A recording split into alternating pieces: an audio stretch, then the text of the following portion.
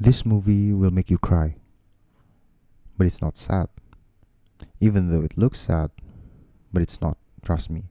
But it will definitely make you cry. If you like movies with cyberpunk settings, like the futuristic cyberpunk dystopian settings, if you just like movies with a nice, calm, and heartwarming vibe to it, then this movie is definitely for you. The movie that I'm going to talk about in today's video is called Lost in Starlight. And I'm just gonna say that this movie is probably, as of right now, the best movie I've watched in 2025. This movie is a Netflix special, but for some reason, I feel like it is not being promoted enough by Netflix. This movie is very easy to digest or consume. It is a light watch actually. The theme for this video is why simple things matter and what I find intriguing about people in general, about human, and about love as well. So yeah, let's talk about it. Before you can understand what I want to talk about in this video, I feel like you have to understand what the story of this movie is about. So I'm gonna tell you briefly about it without dragging you too long. This movie is basically about the simplicity of life, and at the same time it is complex as well. It is about space, both in terms of space and in terms of space distance. It is also about love, but the way they portrays love in this movie is not cringe. It feels very organic actually. It feels very real. The movie is about this young girl named Nan-Young. She lost her mother when she was a kid. Her mother was an astronaut and she explored Mars. And Nan-Young wants to become an astronaut as well and explore Mars just like her mother did. But then she met this guy named Jay. Jay was a former musician, but now he's a technician, and Jay offers Nan-Young to fix her turntable, which was given to her by her mother.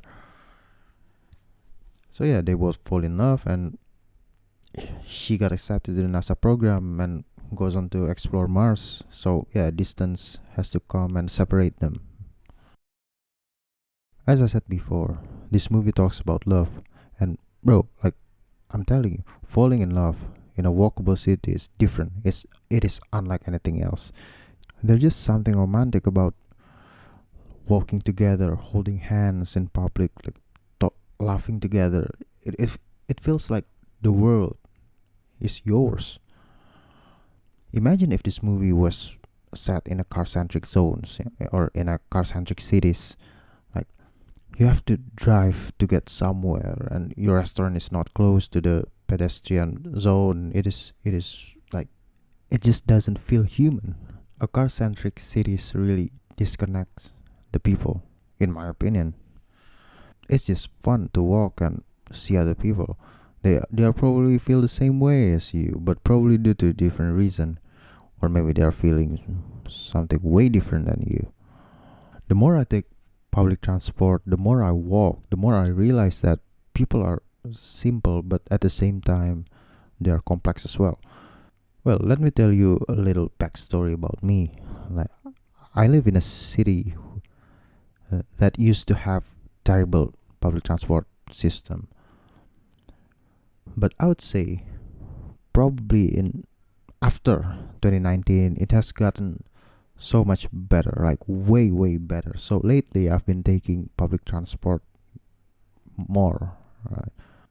And I just like to see people talking with their friends. I love seeing people sleeping because maybe they are tired. They are coming home from work, or maybe they are reading books. It could be a how to get rich quick kind of books. It could be a romantic book. And the reason why they read that kind of book is different as well. The how to get rich quick kind of person is probably in a situation where they want to change themselves, where they want to change the situations they're in. But I could be wrong, or maybe they just don't have anybody to tell them about what life is about, and all they want is just to get rich and quickly as well, regardless of how they achieve such wealth.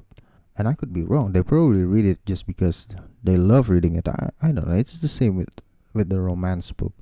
Like, probably they are feeling hopeless, probably they are in love, or probably they just like reading the book, or probably they just don't have any other book to read.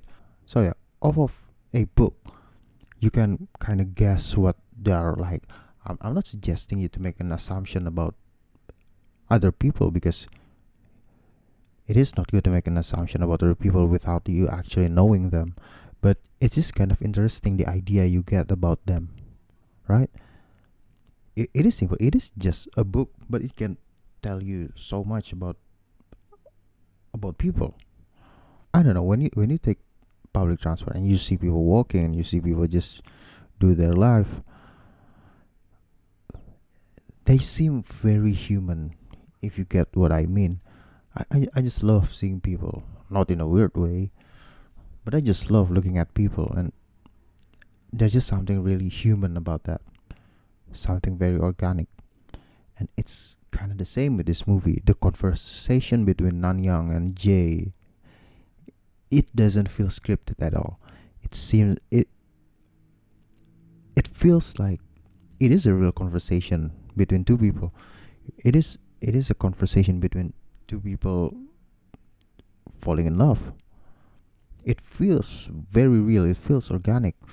I love the way this movie really connects things to a memory. For example, Jay's relationship with a can of Coke. It is connected to a memory with his mother.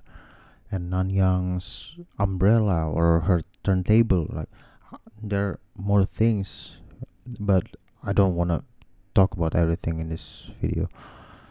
And since we are still in the topic of love, long story short, they get separated. Alright? And Nan-Young is missing on Mars, and Jay tries really hard to contact Nan-Young, and mission successful.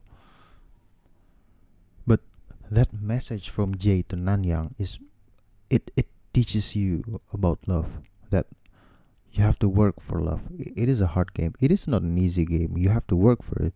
I mean, it doesn't mean that it is impossible. It means that if you have lights, you have shadows. Do you know what I mean? Like, love is not just laughing and holding hands, but there are hard circumstances in love.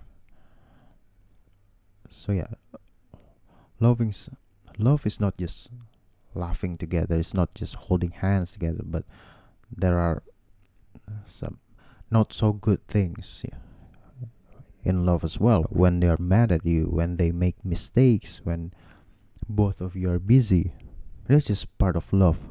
Also, that scene where Nan-Young is missing on Mars and she is dying, right? She got that message from Jay. So when she is dying, she get this memory of her past, or some deliriousness before you die. She get out of her house, and there's Jay in front of her house. She ran towards Jay, and before she gets to hug Jay, she has to run through these multiple places, like through multiple stages of her life. For me, that scene is probably the best scene in this movie. Like, I cried when I watched that scene. It shows that Nan-Young is willing to do anything just to feel the touch of Jay. Just to feel Jay, just to be close to him, just to feel his hug. It's yearning, man. Like, the yearning part of love is very beautiful. It is kind of like Jeff Buckley's "Lover You Should Have Come Over." It is probably one of my favorite songs. It's never over. My kingdom for a kiss upon her shoulder. It's never over. All my riches for her smile when I've slept so soft against her. It's never over. All my blood for the sweetness of her laughter. It's never over. She's the tear that hangs inside my soul forever. Yearn. How can an object make you cry? In this case, it's the umbrella. This is the first time that I cry. There's a scene about umbrella that makes me cry. It is because Nan-Young's relationship with umbrella, right? And umbrella is an important object in this movie. I and I like the way that they use umbrella. It is simple. Everybody has an umbrella, right? Everybody owns an umbrella, right? You probably have one, or you probably have more than one, or you probably have drawers for umbrella. I don't know. So the first time Nanyang fall in love with Jay is when Jay offers Nanyang his umbrella when it is raining outside. And as the movie goes on, it really shows how a simple thing can have a large impact to you.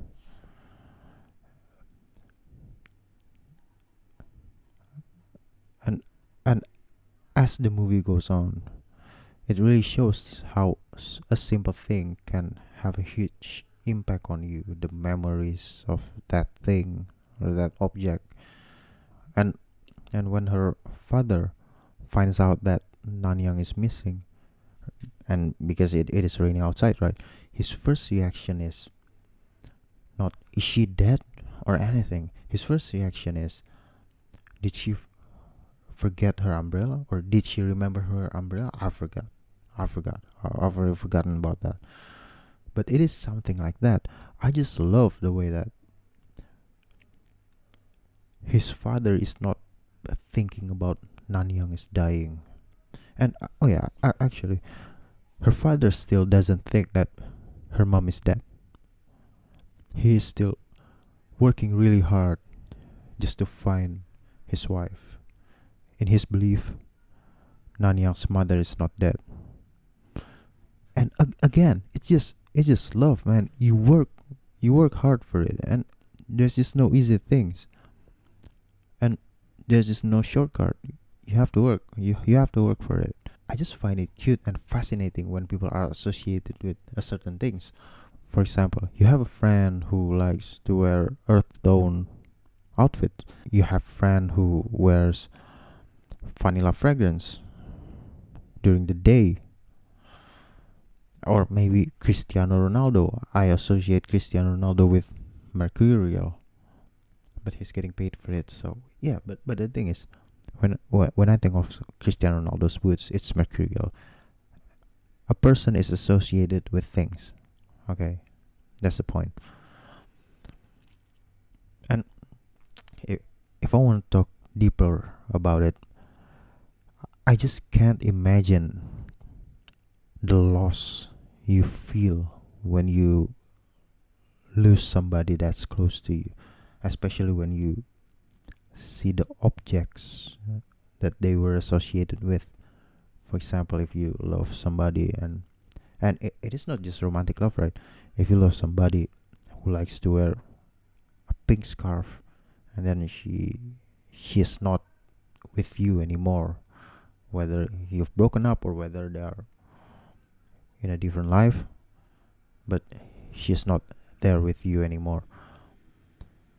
I just can't imagine the feeling you get when you see that pink scarf, or you come across their smell when you are going out to get lunch. This movie, as of right now, is probably the best movie I've watched in 2025. It just hits nearly every single thing that I love, man. For example, I really like movies that quote unquote romanticize a city, which I'm probably going to talk more about cities in movies in another separate video. But that romanticization of cities, it can be bad because it doesn't really portrays the real life routine of that city, like what is actually happening in that city. It doesn't really portrays it correctly, but I just love the vibe of the city. And most of the time, those cities are walkable cities, right? Walkable cities. The reason why I love walkable cities is because the interaction among the people. I also love how organic the interaction is among all the characters, especially when Jay and Nan-Young are flirting together. Like it is very cute. If you ever fell in love with someone, and it feels very real. And I really love how this movie connects things with objects, because objects can have memories. That's why I refuse to become a super duper duper duper super minimalist, because for me, objects has a deeper meaning behind its utility, and that's why I refuse to be a ultra super duper mega minimalist, because and I'm not a minimalist, because I just attach memories to things, and I like to look at that things or objects in the future.